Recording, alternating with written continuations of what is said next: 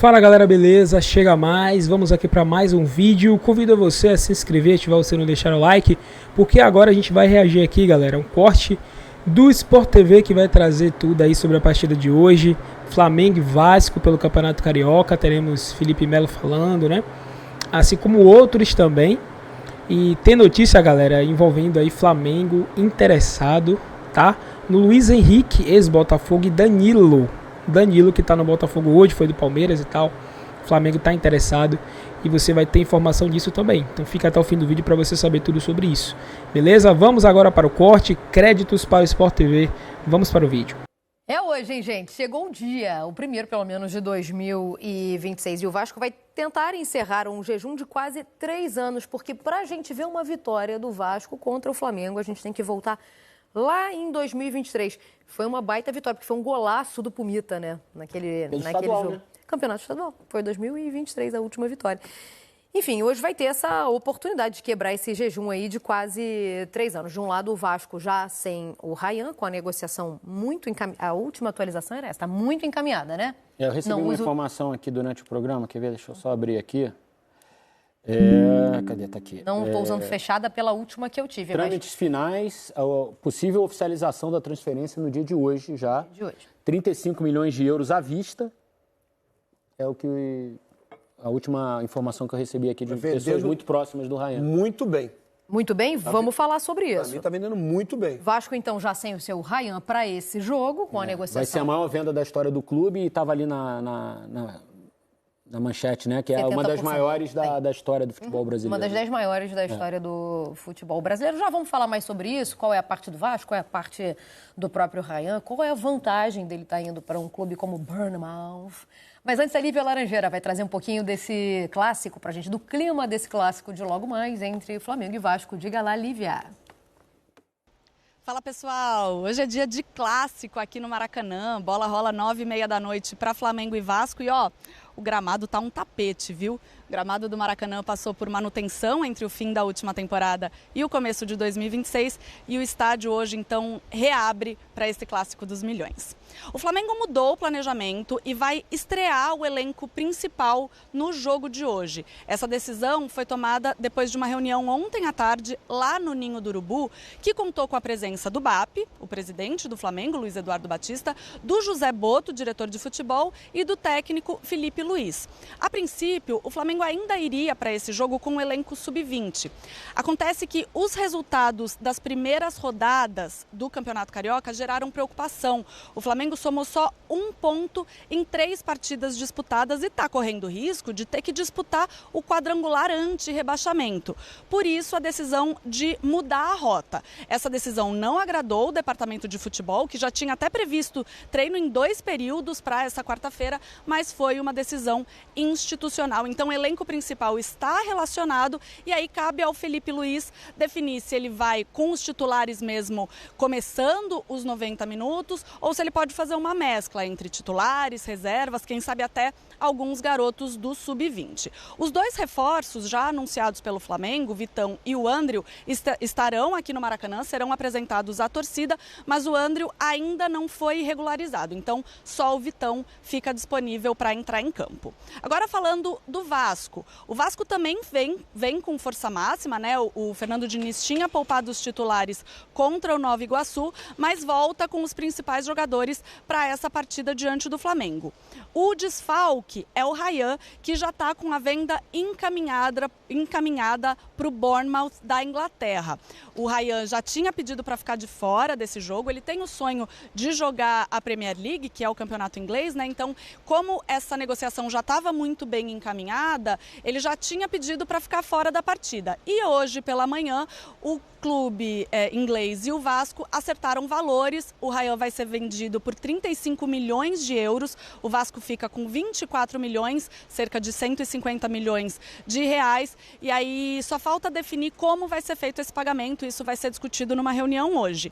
Nos próximos dias, o Ryan deve viajar para a Inglaterra para fazer exames e assinar contrato. Mas o Vasco também tem jogador chegando, viu? O time fechou a contratação do Inestrosa, atacante de 23 anos que estava no Atlético Atlético Nacional da Colômbia. Ele também é esperado no Rio nos próximos dias para fazer exames e assinar contrato, aquele famoso só falta assinar. Como eu disse, o Vasco vai a campo hoje com força máxima, com o elenco principal. A única ausência é a do Ryan, que não deve mais defender a camisa do Vasco. Então, um time provável do Vasco tem Léo Jardim no gol, Paulo Henrique, Cuesta, Robert Renan e Lucas Piton ou Puma na lateral esquerda, Barros, Thiago Mendes e Coutinho, e lá na frente Andrés Gomes, Nuno Moreira, e o substituto do Ryan vai ser ou o David ou o GB. Tá certo? Volto com vocês, até mais.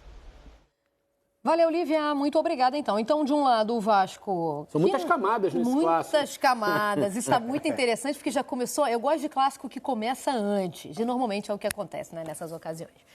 Então, no caso do Flamengo, uma mudança de planejamento que vem de cima, né? E está lá no nosso ge.globo, cobertura completa pela comissão, pelo Felipe Luiz. Essa mudança não aconteceria hoje, mas por determinação do presidente, inclusive, isso vai acontecer.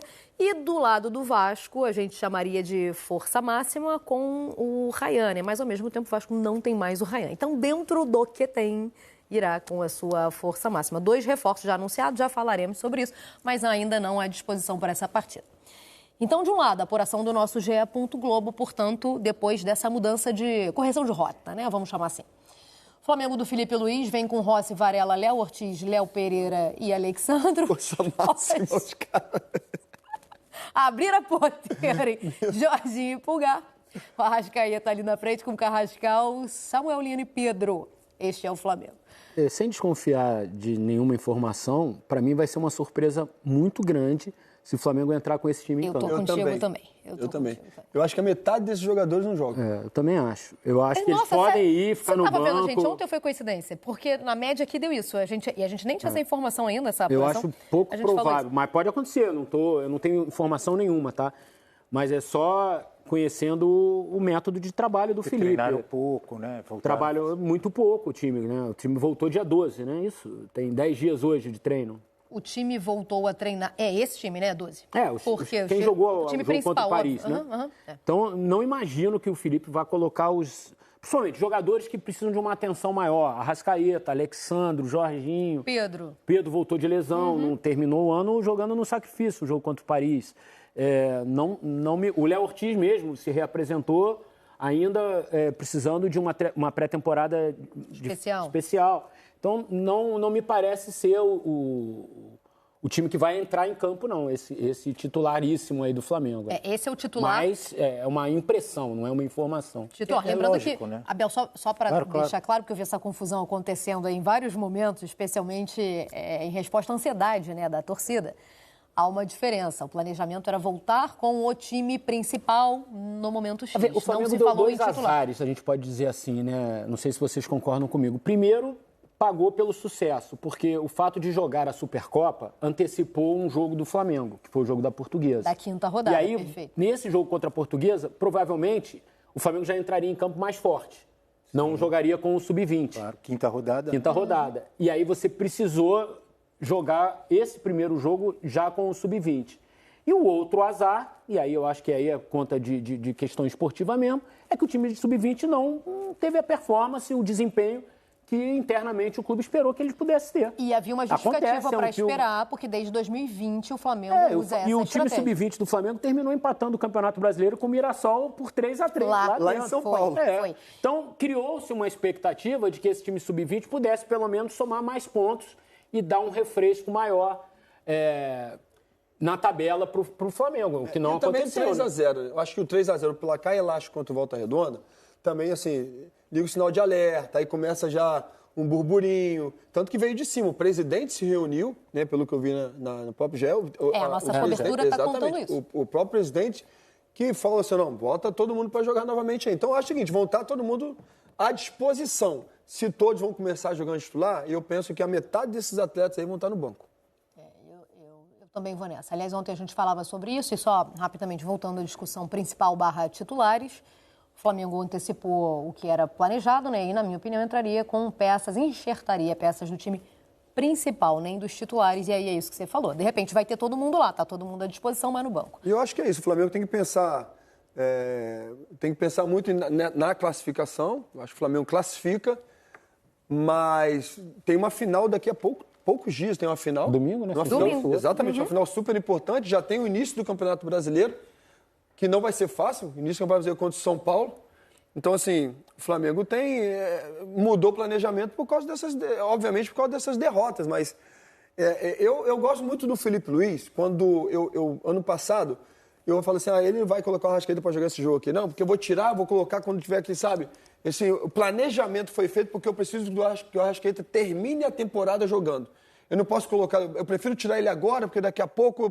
E teve jogos importantes no início da temporada que ele não jogou. A final da Supercopa contra o Botafogo, o Arrascaeta era reserva. Então isso aí, cara, isso é louvável do treinador, porque não é só no quesito campo, de todo o staff entender e falar, cara, eu preciso desse jogador terminar o ano voando. E é por isso que eu acho que, de repente, veio do presidente, né, como foi falado, de voltar ao time principal, mas de voltar e jogar todos, eu acho que ele não vai mudar o conceito dele, não. Também acho. Eles vão, obviamente, avaliar quem que pode jogar sem correr risco de ter uma lesão, de ficar fora já da Supercopa, dos primeiros jogos, dos próximos jogos, né? Que seriam o jogo contra o São Paulo, estreia do Brasileirão, depois um jogo valendo taça. Interrompendo, Vasco, Fluminense e São Paulo na sequência. Sim. São 3 jogos grandes, né, cara?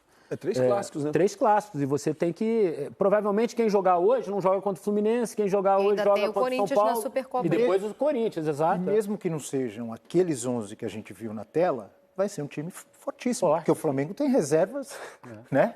Que seriam titulares. Por exemplo, eu imagino que o Vitão vai jogar esse jogo de hoje. Eu também. Porque é um cara que já voltou antes, que já tá, não teve 30 dias de férias. Eu já acho que o Vitão joga, eu acho que o Samuel Lino joga.